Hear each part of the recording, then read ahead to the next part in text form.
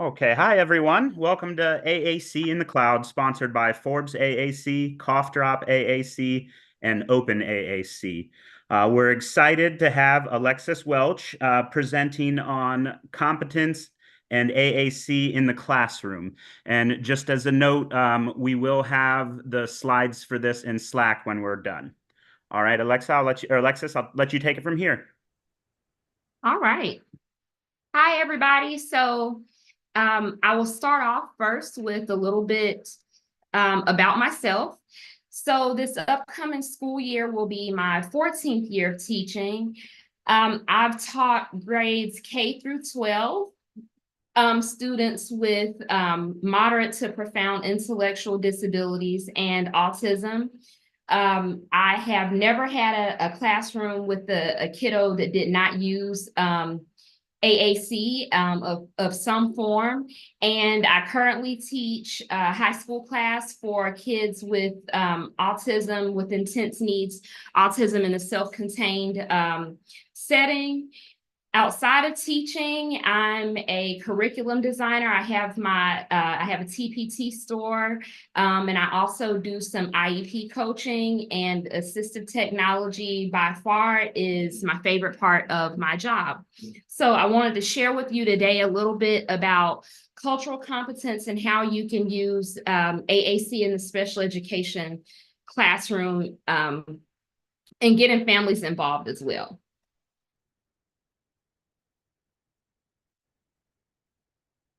So today, I hope that you'll leave this session with 10 strategies, and these strategies are not difficult. They're things you're going to be able to implement immediately in your classroom. And before we do that, we first got to start by defining culture and exactly what that means. So Merriam-Webster defines culture as the customary beliefs, social forms, and material traits of a racial, religious, or a social group. Also, the characteristic features of everyday existence, such as diversions or a way of life, and shared by people in a place or time. So culture can be things like religion, the clothes we wear, celebrations, food, language, social norms, music. Culture is not limited to, when we think of culture and a group of people, it's not limited just to a particular place or a particular age group. We can have people in the same family, for example, and our grandparents, their culture will be different than the teenagers or the younger people in the family, even though they come from the same family. So culture spans, ages as well within a particular group. So the first thing that you can do, and that's so important, is educate yourself. As a teacher, I'm always getting to know my students, and I tend to have my kids anywhere between 6 and 8 years. I shouldn't call them kids, they're young adults. But get to know their families, because if you're in a self-contained class like I am, you'll have them for a while. If you're not, if you're a resource teacher, or if you're an SLP, or some other, a therapist or another part of the team, still get to know them. What are the customs and traditions, and how can you incorporate these things into your classroom or your practice? You see here, these are two of my favorite books, and I will link these for you as well. But Unpack Your Impact, these two ladies who wrote this book are actually early childhood teachers. But the way they go into the content that is being taught, some of the biases that we may have as teachers without even realizing that. Let's look at how we're presenting information that's being taught. The second book here is called Read This to Get Smarter, about race, class, gender, disability, and more. And it touches on a little bit of everything. They both are quick reads. When I started them, I really wasn't able to put them down. I mean, I went straight through, and you learn things that you may not have even thought of, no matter how long you've been teaching or working with people with disabilities. So those are two that that I highly recommend. Within educating yourself, also, I would say consider specific disability-specific communities. This is a book by Emily Ladau. She's a disabled advocate. You notice I use the term disabled instead of a person with a disability, because that's how she prefers, that's how she self-identifies and prefers for others to identify her as that way. And in her book, she discusses all categories of disability. I highly, highly, highly recommend, whether you're a parent, therapist, teacher, anybody who works with people in the disability community, to read this book. I've read it more than once. And again, it's a quick study, but there's a lot of information in there. When working with your users, ask them how they want to be referred to themselves. I know in our community, there's been this big debate of person first or identity first language. Back when I was in college, the person first language was really pushed, a lot. So we were always told, you don't say the autistic child, it's the child with autism. But there are certain disability communities, for example, the deaf and hard of hearing community. I learned just by going to different events and working with, with people in that community. In education, a lot of times we'll use the term hearing impaired. But I learned from people in that community that's actually offensive. They prefer to be called hard of hearing and not hearing impaired. So you really learn to change your language through working with these communities. Usually deaf and blind, in the deaf blind communities in particular, they prefer they prefer identity first language. So I'm a deaf person, I'm a blind person, and not the other way around. It's a particular pride they take in that. And with autism, I found that you have some that prefer being called autistic, and I've noticed that number seems to be increasing a lot lately. And same thing with speech. There are some people that they don't want to be called a person who stutters. They want to be referred to as a stutterer. So I found the safest thing to do is, when in doubt, just ask the person how they would like to be referred to. That way you can't go wrong. Okay, I have some students in my class that they prefer both, either or. The family prefers either or, and I have some that strongly lean one way or the other. So when in doubt, just ask. When it comes to motor impairments, one of the biggest things it really makes me cringe. Most people there's no such thing as wheelchair bound. The person is not bound to their wheelchair. They're a wheelchair user. So when working with these different communities, just be mindful of the language you use. And like I said, when in doubt, just ask. So when you're working with the AAC devices and you're thinking about language, if the student is multilingual, you want to make sure that they're able to toggle back and forth between those languages on their devices. I just had a student who graduated, and so very little English was spoken at home. Mom did not speak any English. She and sister were bilingual, so at home at school she used her device in English. When she got home, she toggled it to Spanish. So make sure that if you're working with multilingual users, that they have access to all of their languages. Also, if you have AAC users who also sign, what's easier for that person? Would they prefer, a symbol set, icons, or would they prefer those icons to be in ASL? In my classroom, we use both. So usually when we're using when we're using fringe language, that's when we would use the icons, the symbols that you see there on the left. But my students are, because they're non-speaking, we also learn sign. And so to help them learn sign language, for example, during morning meeting, they would not have that usual calendar icon there for each day of the week. It's in sign, they have the sign icon of the day of the week, which helps to further reinforce the signing that we're learning. So you know your learner, and also ask them, what do they prefer? In my class, we use both. And then when you refer to the AAC device itself, what do you call it? Some of my students, families refer to it as a talker. Some refer to it as their AAC device. Some refer to it as their voice. So when you're working with those students, make sure you refer to the device in a language that they're used to. So go get your voice. It's time to charge your talker. Just be mindful of that so that they know exactly what you're talking about. And again, call it what that user prefers. So customizing vocabulary settings is very important. And of course, this depends on the age of the child or the client that you're working with. This picture on the right here is a picture that I customized for one of my kiddos.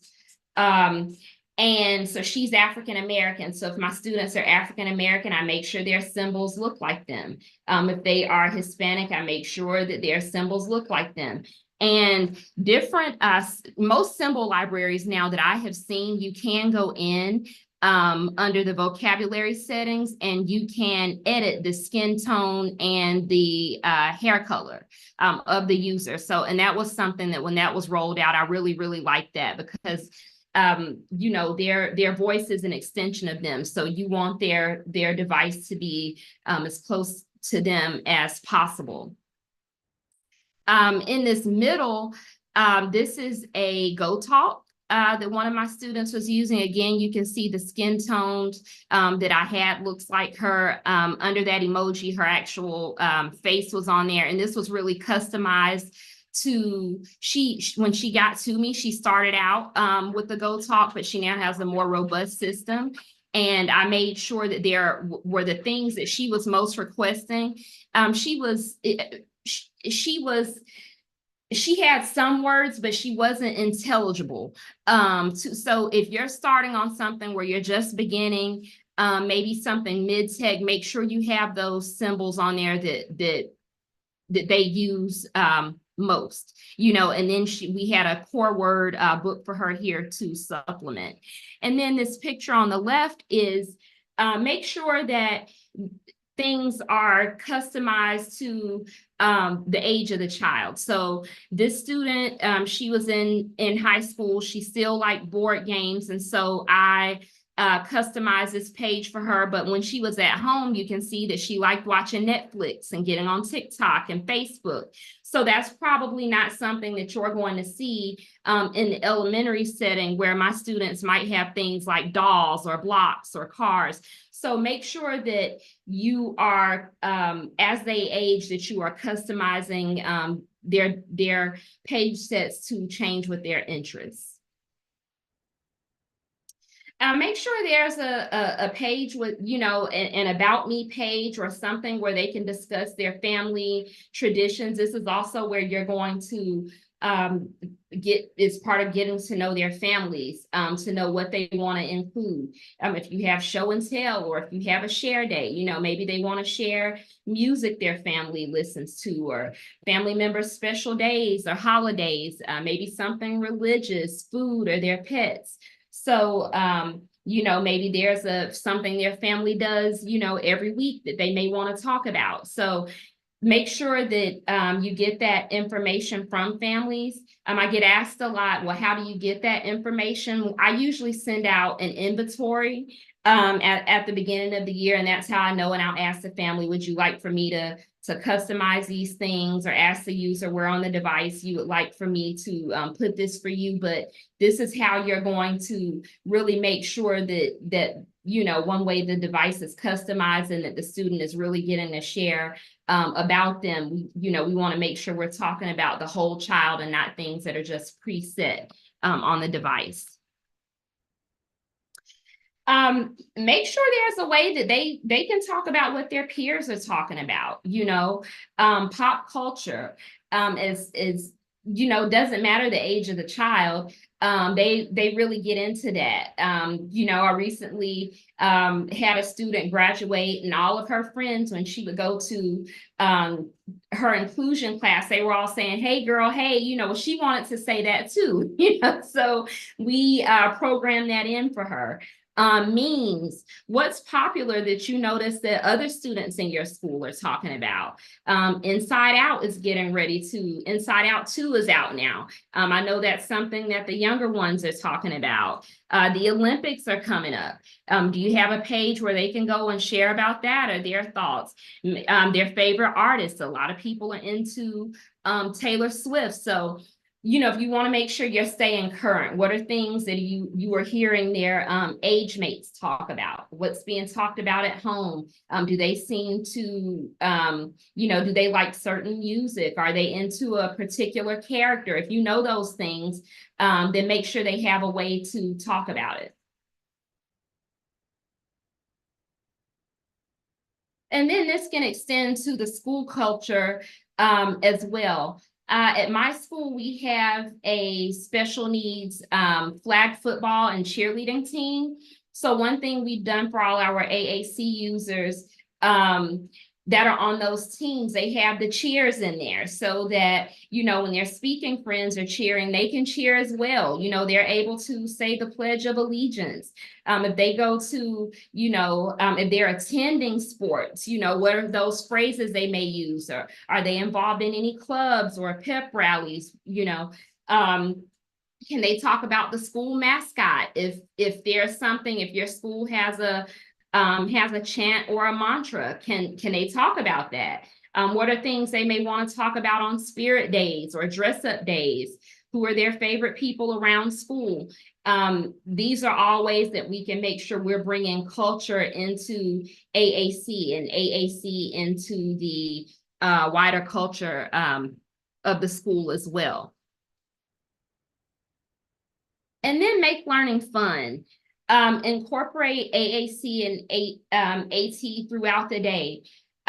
We use, all of my students have AAC devices, and we use them for more than just them communicating with me. And we also use some mid-tech and low-tech AAC throughout the day as well. In this picture, we were playing Thanksgiving bingo. So the kids would hit a Big Mac when it was their turn that said my turn, and then they would hit the switch, and the switch would spin the spinner, and that was how we would play bingo. I also incorporate this into whatever our monthly unit is. It's a good way to reinforce vocabulary words, and do they know where to go on their devices to find those vocabulary words? So it's a good way to expand their knowledge of knowing where things are on their device. And I know there's a lot of focus on core, which, like I said, we do that also, but this is a great way to practice fringe vocabulary. When you're cooking, let them tell you what, for example, like we love to make smoothies. What do they want in their smoothies? Do I like this? Do I not like this? Science, social studies, whatever you're talking about, I go in and the week, or before we start a unit, usually the month before, I make sure everybody has everything programmed in their devices for a particular unit that we're doing, so that they're able to talk not just with that core vocabulary, but the fringe vocabulary as well. So make it fun. It doesn't always have to be direct instruction and strictly focusing on communication. This also keeps devices out of backpacks, which is a big pet peeve of mine. Their AAC should always be out and available for them, as we know. Another thing I incorporated this last school year was peer modeling groups. I have had some students who they get their devices when they're older. And so sometimes they may be a little bit embarrassed. They're aware that, hey, I'm the only one, I'm going out in my class and I'm the only one with this.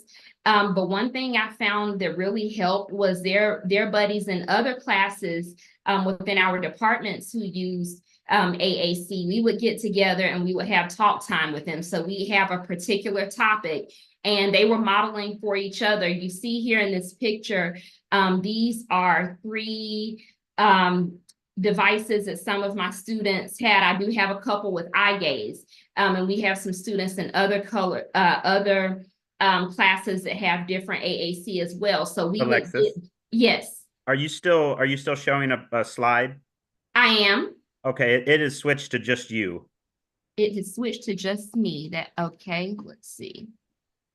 Uh-oh.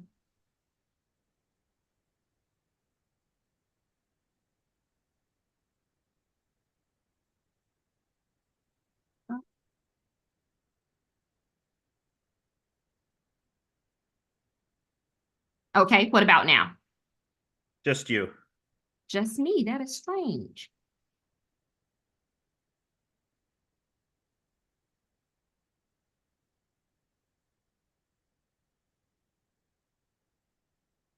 Let's see.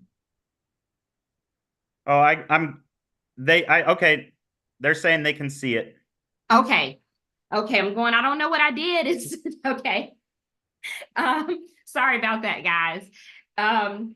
So peer modeling groups are great, and that's one way to help new users become more comfortable. If you have like a buddy class or club at your school, we call it Partners Club at my school. So students without disabilities eat lunch with my students out in the cafeteria. They come into the room and they'll help them with their assignments, or they'll play games with them.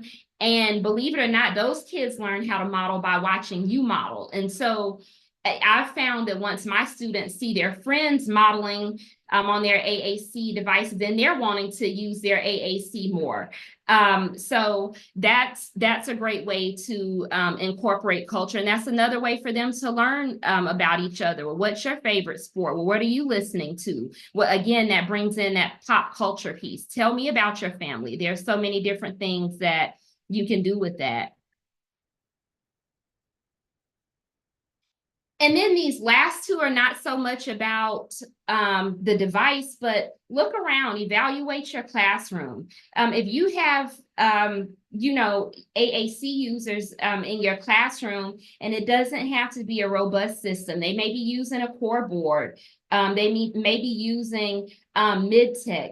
But do they see themselves in your classroom? Whether that be, if you use clip art in your work or in your class decorations, are those students of all one skin tone?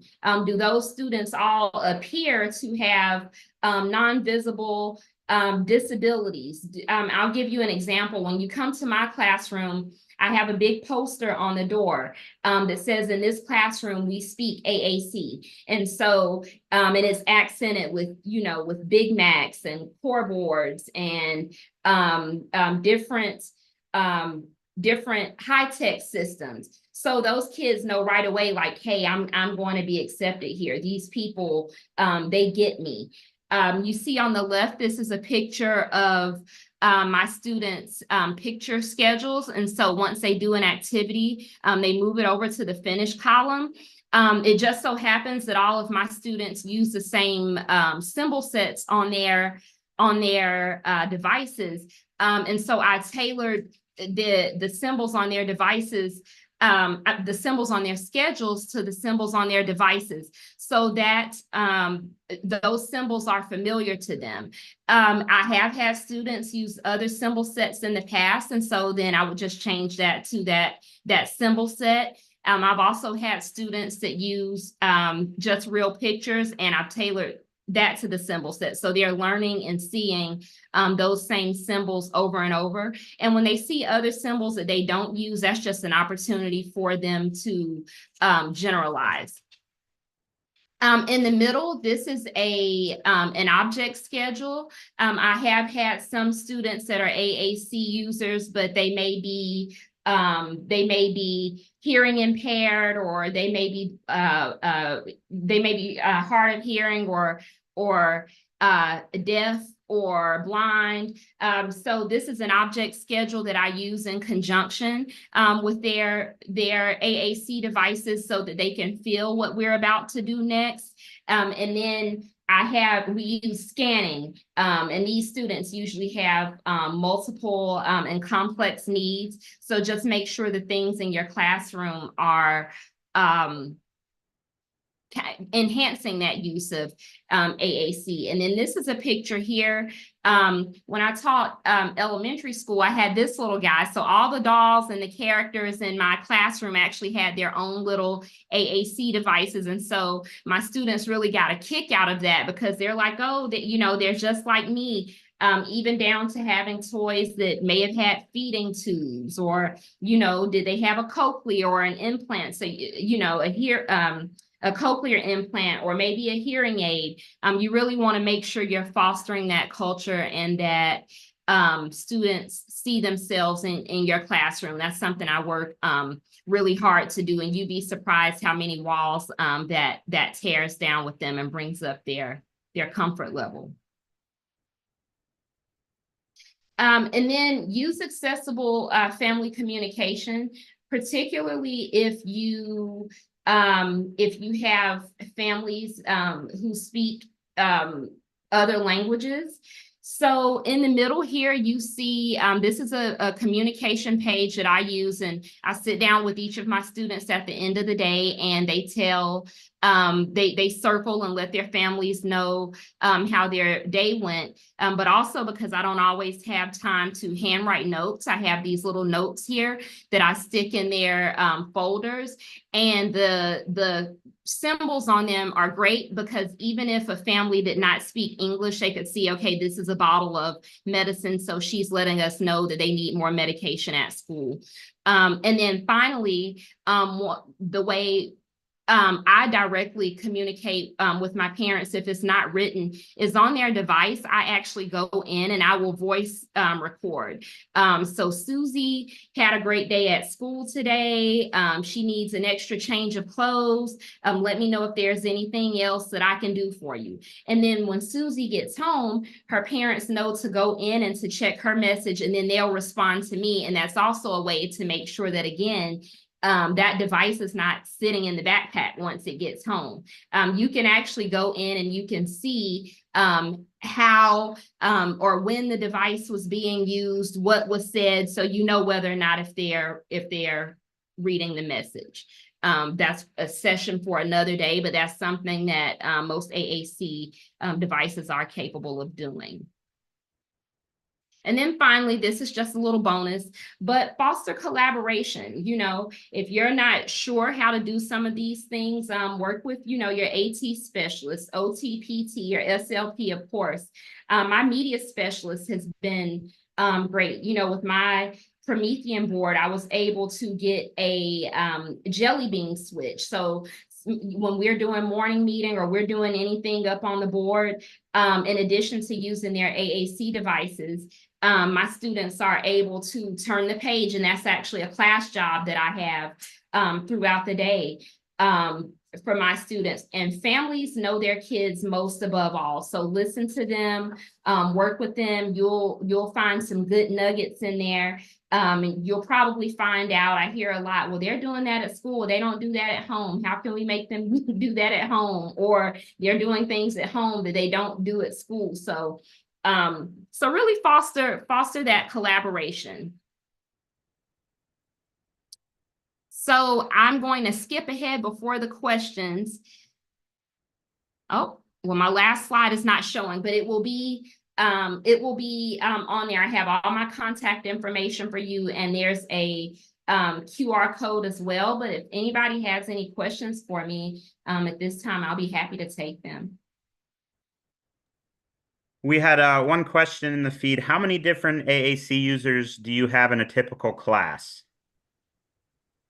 Well, this year, I had 5 students and all 5 were AAC users, and that's happened with me before. It's really depended on the disability population that I was teaching. I've had other classes, and let's say I may have 6 or 7 students, and I may have only had 2 that were AAC users. So it really just depends on the population that you're teaching. And how do you and classroom assistants use and model so many different individual AAC systems and symbol sets? So, like I said, I've been fortunate. The last couple of years, all my students use, they all use the same symbol set. So that's been pretty easy. But in the past, when I have not had that, I have an iPad that has, I try to have whatever my students use on my teacher iPad, so I can just easily toggle back and forth. And then my assistants also have iPads that have those systems on them. I know we hear about budget cuts a lot, and that's not always feasible or able to happen. So one thing I do is I always have a backup, because we know that technology, things happen. Maybe, even our iPads aren't charged. I always have it in binder form, and you can usually find a lot of those directly on the AAC manufacturer's website, and a lot of times that's free. They're just boards that they have. So we try to make sure we have one of the symbol sets that each student is using. And even though the student may be using their device, I don't always have to model on a device. Sometimes I'm using that paper board that just coincides with their device. Hope that makes sense. Okay, and then what's the name of your TPT shop? It is called the Peachy Speducator. And I'm not sure why why my other slide does not want to pop up, but that will be in the slides for you. And you can find me on social media. I'm on Pinterest, TikTok. I'm most active on Instagram and Facebook. All of that, I'm the Peachy Speducator. So when my slides are posted, all of that will be in there for you. Okay, great. And yeah, we got a yes, thanks. That was you covered what they were asking for then. Any other questions?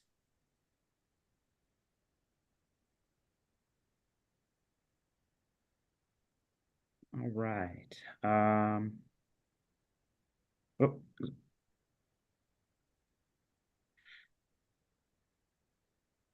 Let me see. What I'm going to do is I'm going to jump over here and let's present this slide and see if they can get that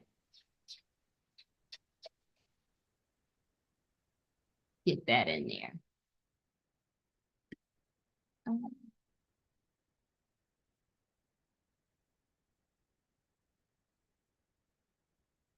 Okay, are you able to see that?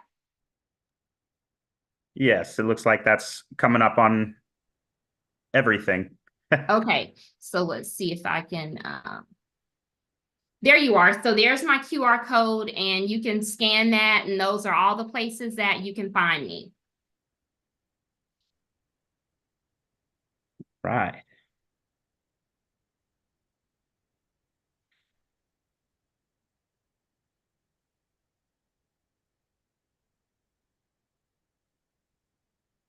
Um,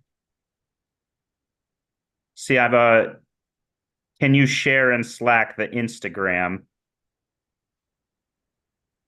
Yes, it's at the Peachy Speducator, all one word. What was the last part? The Peachy Speducator. So it's all together. Okay. ThePeachySpeducator.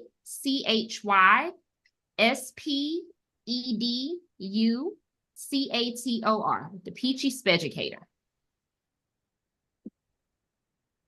Okay. It helps so much to hear. Oh.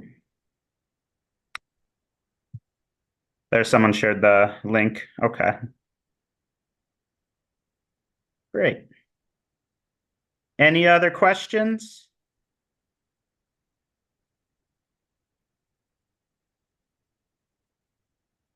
And if you scan that QR code there, guys, that'll take you to a link where you'll see all of those, all of my store and social links in one place.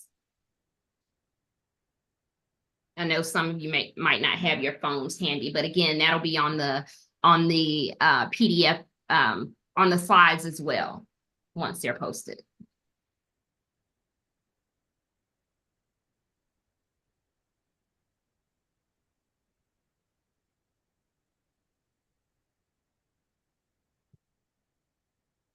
Okay. Yeah, so we were getting a lot of thank yous and a lot of great information there. I don't see any more Very questions welcome. though.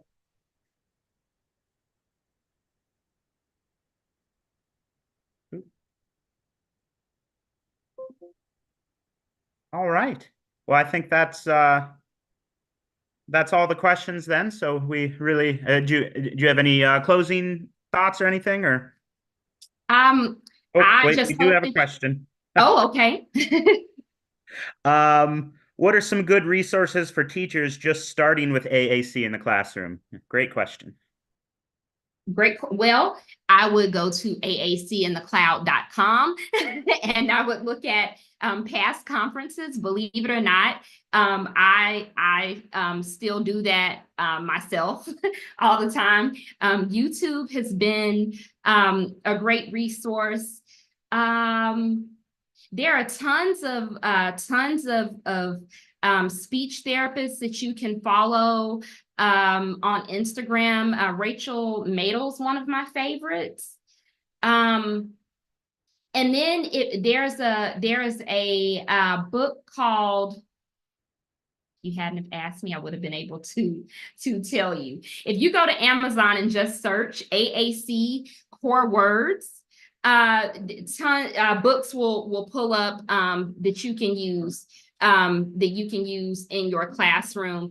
And one of my favorites, it's called Comprehensive Literacy for All. That's like a cult favorite with AAC. And you again use your speech therapist as a resource.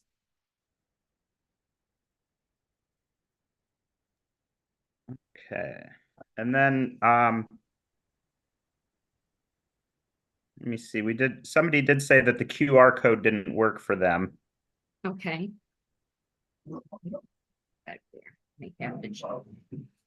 I may have to change that. So I just tried it on mine and it just brought to dot cards. Yes. That's what it's supposed to go to. Okay. And that'll bring up everything at once. And that's going to work for you better on your phone, not on your computer. So scan it with your phone.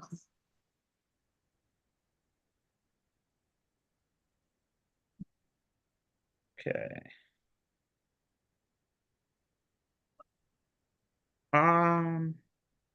Do you have a resource for the family inventory you send home at the beginning of the school year?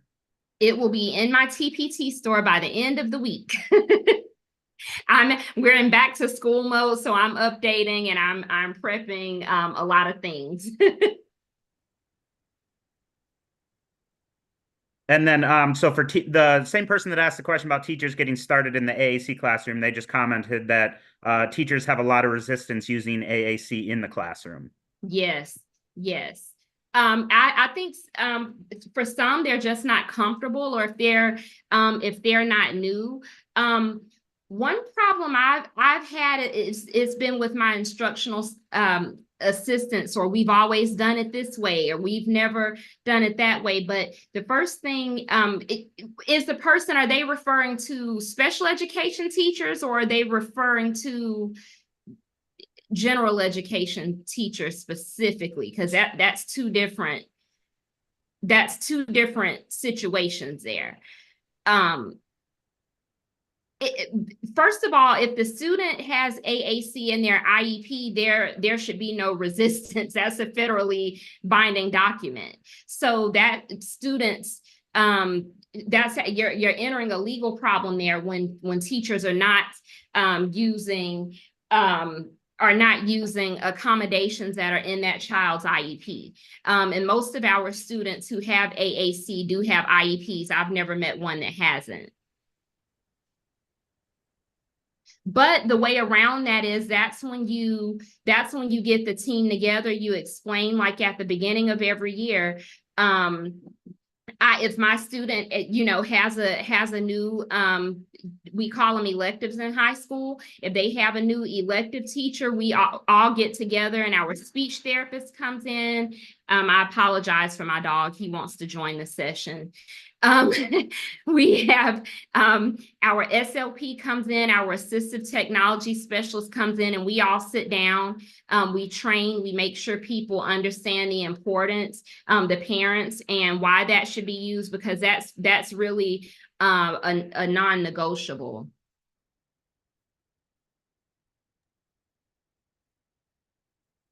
Okay, and then what advice do you have for SLPs to help teachers with AAC implementation resistance?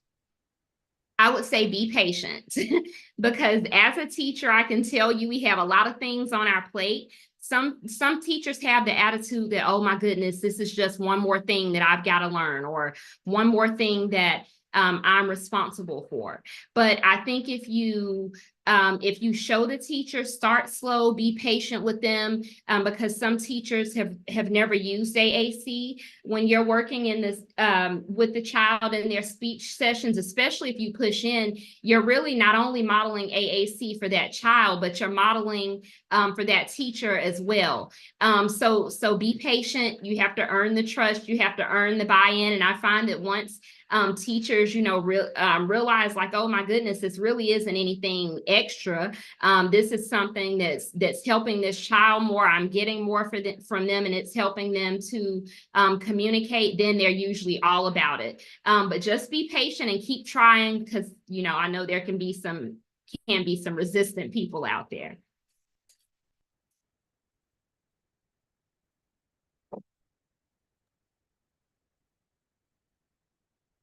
Okay.